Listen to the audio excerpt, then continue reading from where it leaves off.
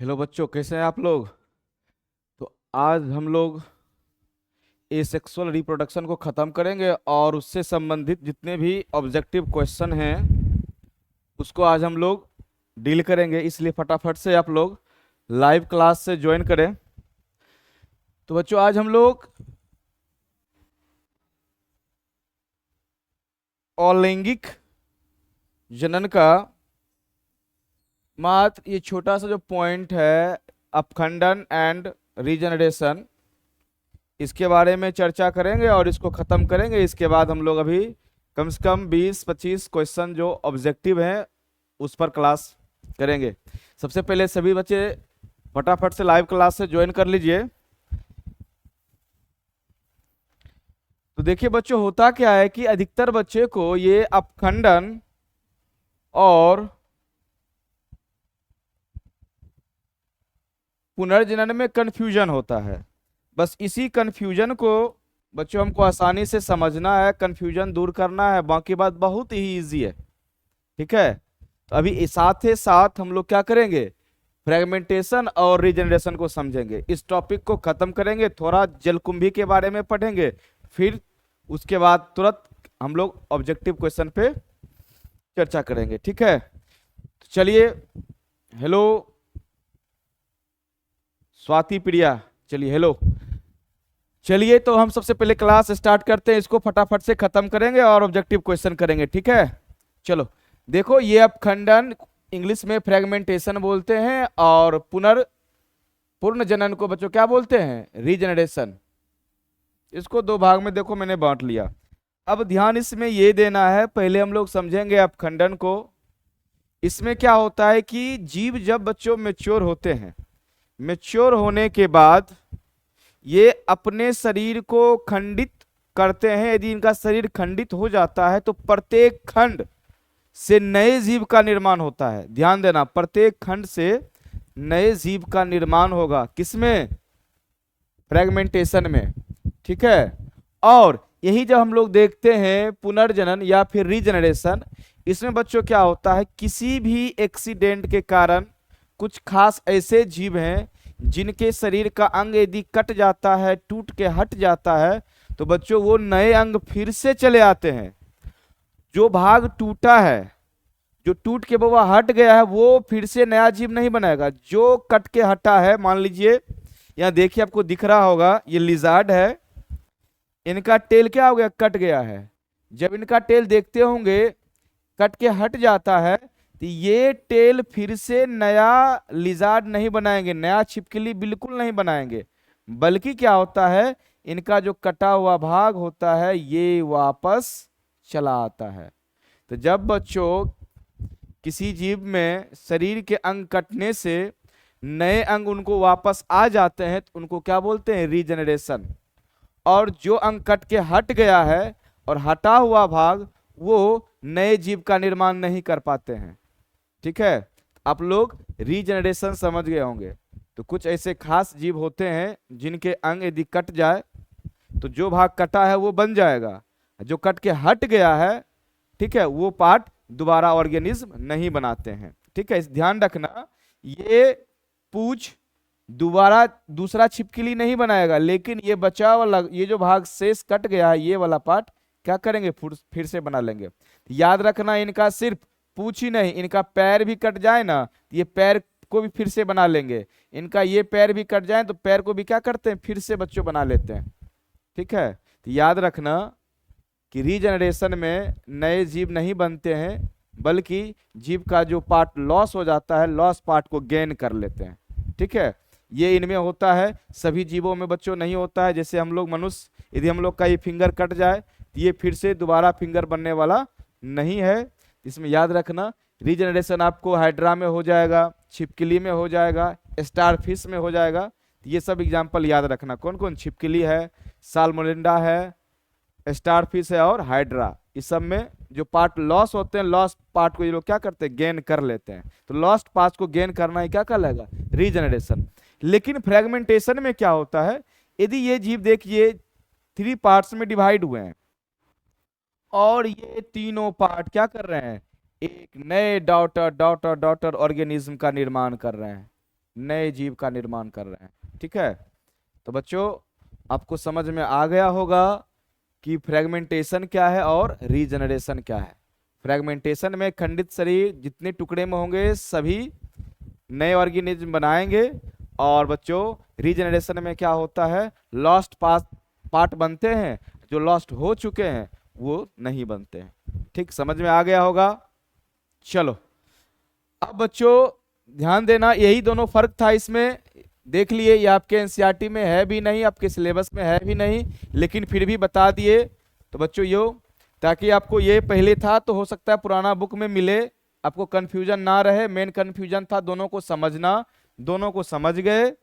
अब आगे हम लोग चलते हैं, थोड़ा इस पे चर्चा कर लेते हैं, और इसके बाद बच्चों तुरंत हम लोग कुछ ऑब्जेक्टिव क्वेश्चन पे चर्चा करेंगे। ठीक है, देखो ये जलकुंभी है।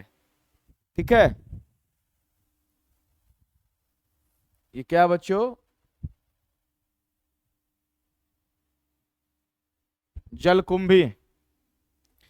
ठीक है, इन जलकुंभी को बच्चों, ठीक है, बंगाल का आतंक भी कहा जाता है। किसका आतंक, बंगाल का आतंक। बंगाल का आतंक क्यों कहा जाता है, चलिए इसको हम बताते हैं बच्चों।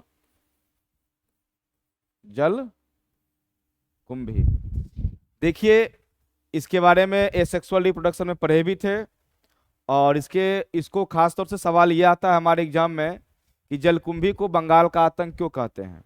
तो बच्चों जैसा कि हम लोग जानते हैं कि बंगाल का प्रिय भोजन चावल और मछली और भात, उनका पूरा जो है सो प्रिय भोजन होता है मछली और भात। वो लोग बड़ा इच्छा से बड़ा मजे में खाते हैं। तो देखिएगा कि बंगाल में पहले लगभग जो खेती होती थी उस खेत में एक छोटा मोटा पोखर तो होता ही था। उस पोखर में लोग मछली पालते थे और धान की खेती करते थे, धान भी घर में और मछली भी अपने खेत में, और मजे में खाते थे और व्यापार भी करते थे। तो बच्चों ये जलकुंभी करता क्या है, काफी कम समय में पूरे जलाशय को, तालाब को घेर लेता है। जब ये जलकुंभी पूरे जलाशय को घेर लेते हैं तो जल के अंदर बच्चों जो घुलित ऑक्सीजन होता है, उस सभी ऑक्सीजन को ये जलकुंभी क्या करते हैं, खींच लेते हैं, अपने यूज में, अपने इस्तेमाल में उसका यूज कर लेते हैं। और ऊपर से ये क्या है, ढका हुआ जब रहता है पूरा सतह, तो बाहर वाले ऑक्सीजन पानी में मिल भी नहीं पाते हैं। अब उस पानी में, उस तालाब में जो भी जलीय जीव बच्चों सरवाइव करते हैं, यदि उनको ऑक्सीजन नहीं मिलेगा तो वो मर जाएंगे। ठीक है, क्या होते हैं, मर जाते हैं। तो यही होता है बंगाल में जो तालाब है, और उस तालाब में जलकुंभी लग जाती है। जलकुंभी उस तालाब के जल में जो घुलित ऑक्सीजन होता है उसको खींच लेते हैं, जिसके कारण उस तालाब की मछली संकट में आ जाती है और मछली का पालन सही से नहीं हो पाता है, जिससे लोग का बिजनेस और आहार क्या होता है, छिन जाता है। इसी कारण से बच्चों, ठीक है, मछली के उत्पादन में बाधा ये उत्पन्न कर देता है। ठीक है, इसलिए हम लोग क्या कहते हैं, जलकुंभी को बंगाल का आतंक, क्योंकि ये जलकुंभी जो मछली जिस तालाब में उगती थी उस तालाब में ये अपना पैर पसार लिया है। जब ये अपना पैर पसार लेता है तो फिर मछली का उत्पादन नहीं हो पाता है। ठीक है, इसलिए ध्यान देना, जलकुंभी को बंगाल का आतंक कहते हैं। और पिछले क्लास में बच्चों हम बताए थे कि ये जलकुंभी लगभग 8 माह में 60 से 65 हजार जलकुंभी का क्या करते हैं, निर्माण कर देते हैं। ठीक है, यहाँ तक समझ में बच्चों यदि आ गया, अब हम शुरू करने वाले हैं अलैंगिक जनन से संबंधित कुछ ऑब्जेक्टिव सवाल। तो चलो इसमें तुम लोग एक्टिव रहना और सभी सवाल का जवाब फटाफट कमेंट में देते रहना। ठीक है, चलो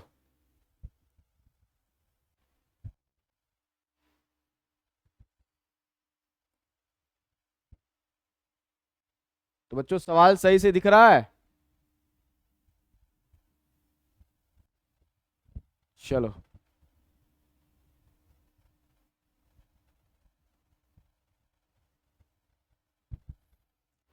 फटाफट से पहला सवाल का जवाब देना। एक कोशिकीय जीव में किस प्रकार का अलैंगिक जनन होता है बच्चों, मुकुलन होगा कि विखंडन होगा कि कायिक प्रवर्धन होगा कि बीजाणु जनन होगा। ठीक है, एक कोशिकीय जीव में किस प्रकार का अलैंगिक जनन होता है मुख्य रूप से, चलो स्वाति प्रिया इसका जवाब दो कि एक कोशिकीय जीव में किस प्रकार का अलैंगिक जनन होता है। तो ध्यान देना बच्चों, एक कोशिकीय जीव में, ठीक है, डी डी में क्या दिया बच्चों, बीजाणु जनन। देखिए ये जो बीजाणु जनन है, इसमें यदि हम लोग यदि ये क्या कहते हैं क्लेमाइडोमोनास को लेंगे तो बच्चों वो एक कोशिकीय है, चलिए सही है। लेकिन वहीं पर बीजाणु जनन में यदि हम पेनिसिलिन को लेंगे तो पेनिसिलिन क्या है, पेनिसिलिन के ऊपर जो बीजाणु होता है उसको कोनिडिया बोलते हैं, ठीक है। लेकिन वो कोनिडिया क्या करता है, पूरे पेनिसिलिन का निर्माण कर देता है। तो पेनिसिलिन एक कोशिकीय नहीं है, बहु कोशिकीय है, ठीक है। तो किस प्रकार के जीव में होता, मैंने सो पूछा, इसलिए इसका आंसर बच्चों डी नहीं होगा। ये एक पल के लिए, थोड़ा देर के लिए सही मान सकते हैं क्लेमाइडोमोनास के लिए, लेकिन वहीं बीजाणु जनन का दूसरा एग्जाम्पल जो ये पेनिसिलिन है उसके जगह पे ये क्या गलत साबित हो जाएगा। ध्यान देना, इसका आंसर होगा विखंडन, ठीक है बच्चों। तो विखंडन में हमेशा एक कोशिकीय जीव में ही होता है। जो भी एक कोशिकीय जीव होंगे यदि वो अपने शरीर को दो या दो से अधिक भाग में बांटते हैं, क्या कहलाता है, विखंडन, ठीक है। विखंडन ही है, जब भी होगा वो एक कोशिकीय जीव में ही होगा, ठीक है। चलिए इसका आंसर क्या होगा, बी। अब दो का, पेनिसिलिन की खोज किसने किया, तो बच्चों पेनिसिलिन की खोज बिल्कुल सही, स्वाति प्रिया, अलेक्जेंडर फ्लेमिंग, अलेक्जेंडर फ्लेमिंग। चलो ठीक, बहुत बढ़िया। चलो इसका क्वेश्चन बताओ, इसका आंसर बताओ कि प्रतिकूल परिस्थिति में अमीबा में कौन सा जनन होता है, फटाफट से 10 मिनट के अंदर, अभी 20 क्वेश्चन करने हैं, ठीक है। प्रतिकूल परिस्थिति में अमीबा में कौन सा जनन होता है, बाइनरी फ्यूजन होगा, मल्टीपल फ्यूजन होगा, कि बाइनरी मल्टीपल दोनों होगा, कि नन ऑफ दी, जिनमें से कोई नहीं होगा। तीसरा का आंसर क्या होगा, जल्दी बताओ। चलो तीसरा का आंसर बी, बिल्कुल सही। प्रतिकूल परिस्थिति में अमीबा में क्या होता है, मल्टीपल फ्यूजन, क्या होंगे, मल्टीपल फ्यूजन। और हाइड्रा में किस प्रकार का अलैंगिक जनन होता है, तो याद रखना हाइड्रा में बच्चों जो होगा वो विखंडन, विखंडन है, मुकुलन, इनमें से कोई नहीं, क्या होगा बच्चों, इनमें से कोई नहीं, क्योंकि हाइड्रा में मुकुलन के द्वारा होता है और मुकुलन ऑप्शन में है ही नहीं, इनमें से कोई नहीं। चलिए अब फिर ये बीजाणु जनन दे रहे हैं, ये गलत है, बीजाणु जनन नहीं होगा, इनमें से कोई नहीं। चलिए हाइड्रा में मुकुलन के द्वारा होता है। चलो नेक्स्ट क्वेश्चन है, अभी जस्ट बच्चों अभी मैंने आपको बताया है कि जलकुंभी में 8 माह में जलकुंभी कितने नए पौधे का निर्माण कर सकता है, ठीक है। इसका आंसर हो जाएगा, बताओ आप लोग बताओ, चलो मैं हाथ रख दिया तो आंसर बता देता हूं, 65,000, ठीक है। अब एक क्वेश्चन बच्चों, ये थोड़ा लैंगिक जनन का आ गया है कि मध चक्र पाया जाता है, ठीक है, कौन, मध चक्र। ये लैंगिक जनन का सवाल है, एक सवाल इसमें आ गया तो कोई बात नहीं बच्चों, तो मैं बता देता हूं, ये जो मध चक्र होगा वो गाय में पाया जाता है, ठीक है। जब फिर से हम लैंगिक जनन पढ़ लेंगे तो क्वेश्चन पे आके चर्चा करेंगे, ठीक। अभी तब तक याद रखना किसमें होगा, गाय में होगा। चलो इस क्वेश्चन का जवाब देना आराम से। अदरक में जनन के लिए कायिक भाग है, ठीक है, अदरक में जनन के लिए कायिक भाग है, राइजोम, कंद, जड़, इनमें से कोई नहीं। तो बच्चों आप लोग जो ऑप्शन ए और बी देते हो, एक काम और करो कि आप क्वेश्चन नंबर उसके बाद ऑप्शन दो, क्योंकि बहुत सारे बच्चे जवाब दे रहे हैं, अब हमको ये पता नहीं चल रहा है कि आप किस सवाल का आंसर ऑप्शन ए और बी बोल रहे हैं। इसलिए फटाफट से आप लोग जब भी जवाब दीजिए तो question number with answer, answer का ऑप्शन, ठीक है। चलिए बिल्कुल सही स्वाति, 7 का बी, अरे बाबू रे 7 का बी। आप क्लास लग रहा है एब्सेंट होंगे या फिर आप सही से ध्यान नहीं दे रहे हैं। अदरक में हम लोग बताए थे राइजोम के द्वारा, और इसका हिंदी क्या बताए थे, प्रकंद होता है, इसलिए मैंने प्रकंद और राइजोम दोनों के बारे में चर्चा किया था। अदरक में जनन के लिए जो कायिक भाग होता है वो होता है राइजोम, ठीक है, क्या होगा, राइजोम। चलो अब 8 का बताओ।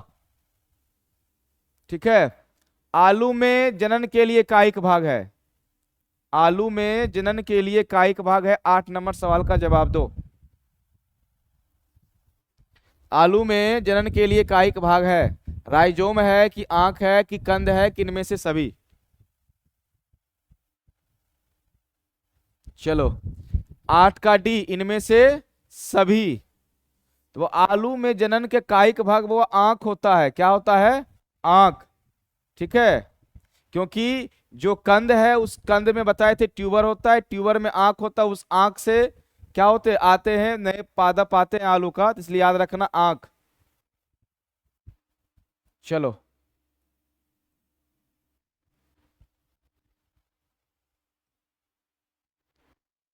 चलो बच्चों, ये सवाल बहुत मजेदार है। ठीक है, बताओ पेनिसिलिन में किस प्रकार का अलैंगिक जनन होता है? अभी तुरंत मैंने चर्चा किया था पेनिसिलिन के बारे में। सबसे पहला सवाल था, उसके ऑप्शन जब बच्चे गलत आंसर दिए थे उस पे मैंने चर्चा किया था पेनिसिलिन। तो बताइए पेनिसिलिन में किस प्रकार का अलैंगिक जनन होता है? कायिक प्रवर्धन होगा कि मुकुलन होगा कि बीजाणु जनन होगा कि इनमें से कोई नहीं होगा? फटाफट से आंसर बताइए। क्वेश्चन नंबर 9 का सभी बच्चे जवाब दीजिए। ठीक है, तो क्वेश्चन नंबर 9 का बच्चों क्या करना है? आंसर देना है, फटाफट से आंसर दो कि पेनिसिलिन में किस प्रकार का अलैंगिक जनन होगा? कायिक प्रवर्धन होगा कि मुकुलन होगा कि बीजाणु जनन या इनमें से कोई नहीं? चलो तो बच्चों इसका आंसर होगा बीजाणु जनन। क्या होगा? बीजाणु जनन। क्योंकि हम लोग पढ़े हैं कि बीजाणु दो प्रकार के होते हैं, एक चल बीजाणु और एक अचल बीजाणु। चल बीजाणु का एग्जाम्पल बच्चों क्लेमाइडोमोनास था, और अचल बीजाणु का क्या था? पेनिसिलिन। इसी पेनिसिलिन के ऊपर बच्चों जो बीजाणु होते हैं वो क्या होते हैं? चलिए डी नहीं, सी आंसर होगा। क्योंकि बच्चों याद पाड़िए, पेनिसिलिन के ऊपर में इस प्रकार से जो बीजाणु होते थे इसको बोलते थे कोनिडिया। याद पाड़िए, कोनिडिया। ये कोनिडिया बीजाणु का नाम है, लेकिन ये किस पादप में हो रहा था? तो पेनिसिलिन में हो रहा था। पादप ने ये कवक है, पेनिसिलिन क्या है याद रखना? कवक है। और ये एक कोशिकीय नहीं बहु कोशिकीय होता है, इसलिए याद रखना पेनिसिलिन में। ठीक है, और लैंगिक बीजाणु के द्वारा होगा। और ये किस प्रकार के बीजाणु होते हैं? कोनिडिया और चल। और चल कौन होता है? क्लेमाइडोमोनास। ठीक है, चलिए अब 10 नंबर क्वेश्चन को देखिए आप लोग। तो बच्चों 10 नंबर में है, निम्नलिखित में से किसमें द्विविखंडन द्वारा जनन होता है? द्विविखंडन के द्वारा किसमें जनन होगा? बैक्टीरिया में होगा कि अमीबा में होगा कि पैरामीशियम होगा कि इनमें से सभी?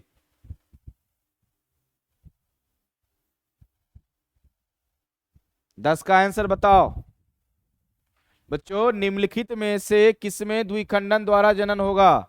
बैक्टीरिया में होगा, अमीबा में होगा, पैरामीशियम होगा कि इनमें से सभी? 10 का डी, बिल्कुल सही स्वाति, इनमें से सभी। जो द्विखंडन होते हैं, बाइनरी फ्यूजन होते हैं, वो बैक्टीरिया में भी होते हैं, अमीबा में भी होते हैं, पैरामीशियम में भी होते हैं। चलो फिलहाल अभी आपके पास ये 3 ऑप्शन है, तीनों ऑप्शन सही है। लेकिन देखो ये तीनों ऑप्शन क्या है? एक कोशिकीय जीव है। इसलिए पहला क्वेश्चन का आंसर भी ध्यान रखना क्या था कि एक कोशिकीय जीव में किस प्रकार का जनन होता है? तो विखंडन। और यहाँ देख रहे हैं उसी विखंडन का पार्ट होता है द्विविखंडन, और इस द्विविखंडन में सारे के सारे जीव क्या हैं? एक कोशिकीय है। ठीक है, इनमें से सभी। तो बच्चों इसका आंसर क्या होगा? इनमें से सभी, इनमें से सभी। चलो अब क्वेश्चन नंबर 11 देखो।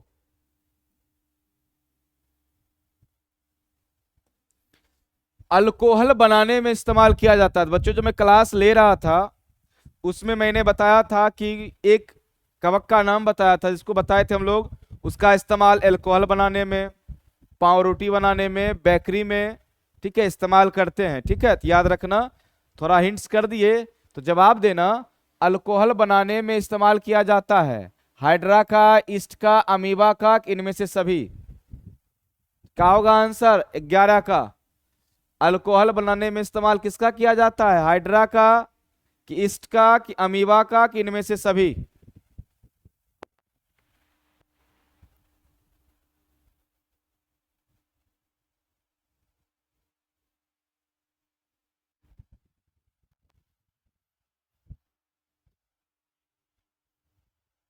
11 का आंसर, 10 का आंसर बी।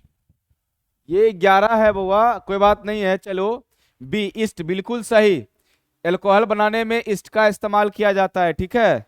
चलिए अगला क्वेश्चन हम लोग देखते हैं। क्वेश्चन नंबर 12 है, अमीबा और जीवाणु जैसे एक कोशिकीय जीवों में प्राकृतिक मृत्यु नहीं होती है क्योंकि, याद रखना, अमीबा और जीवाणु जैसे एक कोशिकीय जीवों में प्राकृतिक मृत्यु नहीं होती है क्योंकि वे जीव जो होंगे लैंगिक रूप से उत्पन्न नहीं हो सकते हैं, द्विखंडन द्वारा उत्पन्न होते हैं, संतान में जनक शरीर विपरीत हो जाता है, ठीक है, वह सूक्ष्मदर्शीय हैं। बताओ इसका आंसर क्या होगा कि अमीबा और जीवाणु जैसे एक कोशिकीय जीवों में प्राकृतिक मृत्यु नहीं होती है, अर्थात ये अमर होते हैं। किस कॉन्सेप्ट का बेस पे हम कह सकते हैं कि ये दोनों अमर है, मतलब मरते नहीं हैं। तो 12 का आंसर क्या दिए, बी बिल्कुल सही, क्योंकि ये द्विखंडन द्वारा उत्पन्न होते हैं। तो बच्चों द्विखंडन द्वारा क्या होता है, जनक शरीर अपने आप को विखंडित करके फिर से नए संतान के रूप में बन जाते हैं, फिर से मैच्योर होते हैं, फिर से टूट के फिर से डॉटर सेल के रूप में क्या होते हैं, परिवर्तित हो जाते हैं। चलिए बहुत बढ़िया, चलिए आप लोग बिल्कुल अच्छे तरह से पढ़ रहे हैं, सही सब सवाल का बच्चों एकदम सही सही जवाब दे रहे हैं, बहुत अच्छा लग रहा है। इसी प्रकार से आप लोग अपनी तैयारी को जारी रखिए ताकि बोर्ड का परिणाम बहुत अच्छा आवे, ठीक है। चलो तो बच्चों इसमें देखना 14 नंबर क्वेश्चन है, असत्य कथनों को पहचानिए, ठीक है। थोड़ा अस्थिर दिमाग से इसको सोचना, एकदम आराम से सोचना इसका आंसर, ठीक है, आप लोग को आसानी से बन जाएगा या मिल जाएगा, ठीक है। औसत कथन को पहचानना है, मैं बारी बारी से सभी ऑप्शन के बारे में मैं चर्चा कर देता हूं। अलैंगिक जनन में उत्पन्न संतानों, ठीक है, अलैंगिक जनन में उत्पन्न संतानों जनकों से आकार के रूप से मतलब बच्चों आकारिकी रूप से और आनुवांशिक रूप से तुल्य होते हैं। तुल्य का मतलब बच्चों क्या होंगे, समान होते हैं, ठीक है। इस पर देखना, दूसरा कहता है चल बीजाणु लैंगिक प्रजनन संरचना होती है, मतलब चल बीजाणु में लैंगिक प्रजनन संरचना होती है, ठीक है। तीसरा है अलैंगिक जनन में एकल जनक युग्मक निर्माण या बिना युग्मक निर्माण से संतान उत्पन्न कर सकता है, ठीक। तीसरा बच्चों है पेनिसिलिन में कोनेडिया अलैंगिक संरचना है। इस चारों ऑप्शन में आपको कथन और सत्य को चुनना है, कौन कथन गलत है। चलिए 14 का आंसर ए। स्वाति प्रिया थोड़ा आप इसको आराम से पढ़ो और आपको गलत कथन को चुनना है, सही नहीं गलत। आप सही देखोगे ए नंबर ऑप्शन बिल्कुल सही है, 3 इसमें स्टेटमेंट सही है, एक स्टेटमेंट गलत है। गलत को आपको खोजना है, किसको खोजना है, गलत को, औसत कथन को खोजना है हमें, सत्य को नहीं। एक औसत कथन इसमें है, बाकी 3 क्या है, सत्य है। चलिए अब स्वाति प्रिया आंसर बोलिए सी। चलो अब मैं इस पे डिस्कस करके आंसर मैं बताता हूं, ठीक है। चलो सबसे पहला बच्चों है अलैंगिक जनन में उत्पन्न संतानों जनकों से आकारिकी और आनुवांशिकी रूप से तुल्य होते हैं। तो बच्चों ये बिल्कुल सही है। जब लैंगिक और अलैंगिक जनन हम लोग पढ़ रहे थे उसमें इस चीज पे मैंने आपको बोला था ध्यान रखना, जो अलैंगिक जनन करने वाले जीव होते हैं उनके जो संतान होते हैं बच्चों वे जनक से समान होते हैं क्योंकि उनका डीएनए सेम होता है। लेकिन जो लैंगिक जनन वाले होते हैं उसमें पिता अलग माता अलग, दोनों का डीएनए डिफरेंट होता है और दोनों मिक्स डीएनए होते हैं, इसलिए लैंगिक जनन वाले संतान जनक से भिन्न होते हैं और लैंगिक वाले समान होते हैं, इसलिए ये कथन बिल्कुल सही है, ठीक है। अब नेक्स्ट पे आइए, चल बीजाणु लैंगिक प्रजनन संरचना होती है, ये गलत है। जो चल बीजाणु है वो तो अलैंगिक में हम लोग ने पढ़े थे। चल बीजाणु टॉपिक हम किस में पढ़े थे, लैंगिक या अलैंगिक में, अलैंगिक में पढ़े थे। लेकिन ये स्टेटमेंट किस में दे रहा है, लैंगिक में दे रहा है। सिंपल सी बात, आंसर क्या होगा, बी। बी स्टेटमेंट बिल्कुल बच्चों क्या है, गलत है, ठीक है। सी में देखिएगा अलैंगिक जनन में एकल जनक युग्मक निर्माण या बिना युग्मक निर्माण से संतान का निर्माण करते हैं, बिल्कुल सही है, ठीक है। एकल जनक युग्मक निर्माण कर सकते हैं या नहीं भी कर सकते हैं। पेनिसिलिन में कोनिडिया और लैंगिक संरचना, इसके बारे में तो जस्ट अभी भी चर्चा किए हैं कि पेनिसिलिन के ऊपर जो गोला गोला बीजाणु होते हैं बच्चों, उसको क्या बोलते हैं? कोनिडिया बोलते हैं। ठीक है, चलिए तो देख लिए इसका आंसर क्या होगा, बी होगा। चलो अब अगले क्वेश्चन पे चलते हैं फटाफट, क्योंकि क्लास 11th का टाइम हो रहा है बच्चों। धमाधम जवाब देना स्पीड में, ठीक है? अभी भी 10 क्वेश्चन और बचे हुए हैं, आप लोग थोड़ा फास्ट करो। चलो बताओ, जब संतति की उत्पत्ति एकल जनक द्वारा होती है तब यह क्या कहलाती है? तो जब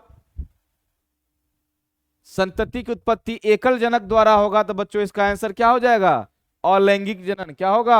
अलैंगिक जनन। ठीक है, अगला जस्ट बताना, बाइनरी फिजन अर्थात द्विविखंडन। 15 का भी बिल्कुल सही, तो 16 का भी बता दो, क्या होगा? 16 का बताओ।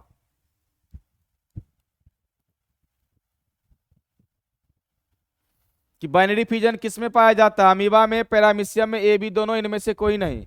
याद रखना, बाइनरी फिजन मतलब द्विखंडन अमीबा और पैरामीशियम दोनों में पाया जाता है। ठीक है बच्चों, चलो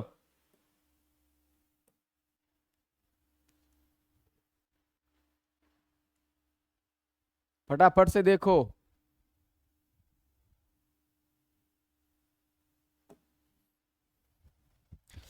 कोनेडिया किस जीव की अलैंगिक संरचना है? जस्ट अभी बताए हैं।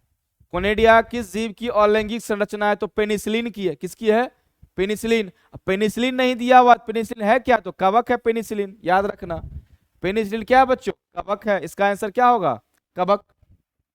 ठीक, चलिए 17 का बी बिल्कुल सही। 18 का बताओ, एस्पायरोगायरा में किस प्रकार का अलैंगिक जनन होगा? तो जस्ट अभी हम क्लास लिए हैं, तो एस्पायरोगायरा में बच्चों होगा फ्रेगमेंटेशन। प्लेनेरिया और एस्पायरोगायरा में क्या होता है? फ्रेगमेंटेशन। चलो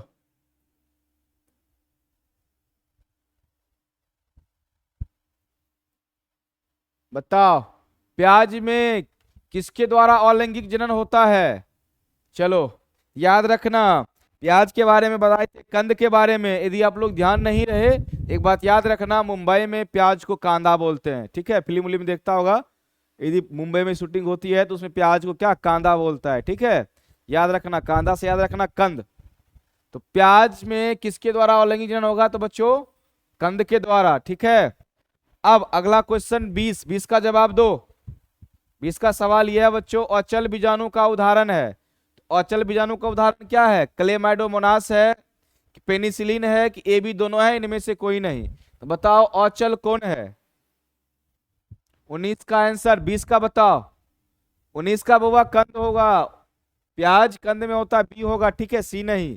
अब अचल बीजाणु का उदाहरण क्या है तो बताओ। तो बच्चों पता है आप लोग को, क्लेमाइडोमोनास चल बीजाणु है, और पेनिसिलिन में जो कोनिडिया होता है वो क्या है? अचल बीजाणु। इसका आंसर क्या होगा? अचल बीजाणु। ठीक, बिल्कुल सही, बिल्कुल सही। नहीं, सी दिया ना, बी होगा आंसर इसका।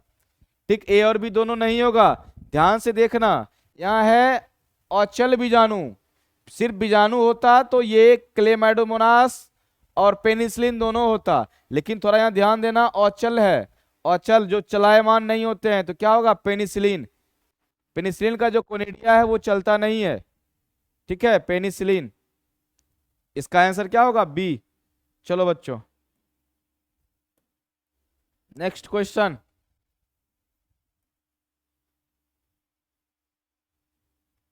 बताओ, पत्ती के द्वारा कायिक परिवर्धन होता है। चलो इस क्वेश्चन पे मैं जब अभी समय दूंगा, जल्दी बताओ इसका answer. Sorry sir, why last class ही नहीं, इसलिए नेट खत्म हो जाता है और सही से नहीं हो पाता है। अच्छा कोई बात नहीं, देखिए आपका लास्ट क्लास है, आपका नेट खत्म हो जाता है तो कोई बात नहीं, आप अगले दिन आप YouTube पे जाके या अपने ऐप पे जाके इसको फिर से देख लिया करो। ठीक है, आप सुबह जगते हो, जगने के बाद YouTube पे जाओ और देख लो आज का लेक्चर, जो रात में छूटा वो देख लो, कंसस होके पढ़ो। ठीक है, चलिए कोई बात नहीं है। 21 का आंसर बताओ। बिल्कुल सही, अजूबा। पत्ती द्वारा कायिक परिवर्तन होता है किसमें? अजूबा में। मैंने बताया था अजूबा। और इस अजूबा का दूसरा नाम क्या है? ब्रायोफिलम। ठीक है, बोलचाल की भाषा, लोकल भाषा में क्या बोले थे? पत्थरचूड़ या पत्थरचट्टा। तो याद रखना, ये सवाल जब भी आएंगे दो ही ऑप्शन के साथ आएंगे, या तो ब्रायोफिलम नाम रहेगा, नहीं तो अजूबा रहेगा। ठीक है, चलो बहुत बढ़िया आंसर। चलो, पत्ती द्वारा कायिक प्रवर्धन किसमें होता है? अजूबा में होता है। जस्ट मैंने 22 नंबर क्वेश्चन को भी डील किया है कि बंगाल का आतंक किसे कहते हैं, तो बंगाल का आतंक बोलते हैं जलकुंभी को। ठीक है, चलिए 22 का है, बहुत बढ़िया। और अब बच्चों मात्र ये दो क्वेश्चन अब लास्ट हैं, और लास्ट हैं तो लास्ट करना भी है, क्योंकि 11th का क्लास लेने का समय हो रहा है, वो बच्चों इंतजार कर रहे होंगे। चलिए, कायिक प्रवर्धन होता है तो बताओ, इसका आंसर बताओ, कायिक प्रवर्धन किसमें होता है? कायिक प्रवर्धन किसमें होगा? जड़ में, तना में, पत्ती में, किनमें से सभी? तो बच्चों मैंने शुरू में ही बताया था कि पादप के वर्धी भाग से नए पादप का निर्माण होना क्या कहलाता है? कायिक प्रवर्धन। और वर्धी भाग कौन कौन से होते हैं? जड़, तना और पत्ती। सॉरी, हम बीच में आ जाते हैं तो दिखाएं। ठीक है, चलो 23 का आंसर डी बिल्कुल सही, 23 सही किया है। तो चलो, अनिषेक फलन, ये भी क्वेश्चन बच्चों मैं भी नहीं क्लास लिया हूँ, कोई बात नहीं है, ये क्वेश्चन आ गए तो मैं आंसर बता देता हूँ। फिर जब हम लोग सेक्सुअल रिप्रोडक्शन पढ़ेंगे तो उसमें इसको भी बढ़िया से पढ़ेंगे। ठीक है, अनिषेक फलन का उदाहरण है, ठीक है, इसको काटो, ऑप्शन भी गलत लिखा गया है, अंगूर। इसमें याद रखना अंगूर। ठीक है, इस ऑप्शन को भी काटो। ठीक है, क्या होगा? अंगूर। और इसके बारे में हम लोग चर्चा करेंगे, ठीक है, जब पढ़ाएंगे लैंगिक। तो दो क्वेश्चन लैंगिक जनन से आ गए थे, तो कोई बड़ी बात नहीं है। ठीक है बच्चों, फिर हम लोग मिलते हैं अब मंडे को।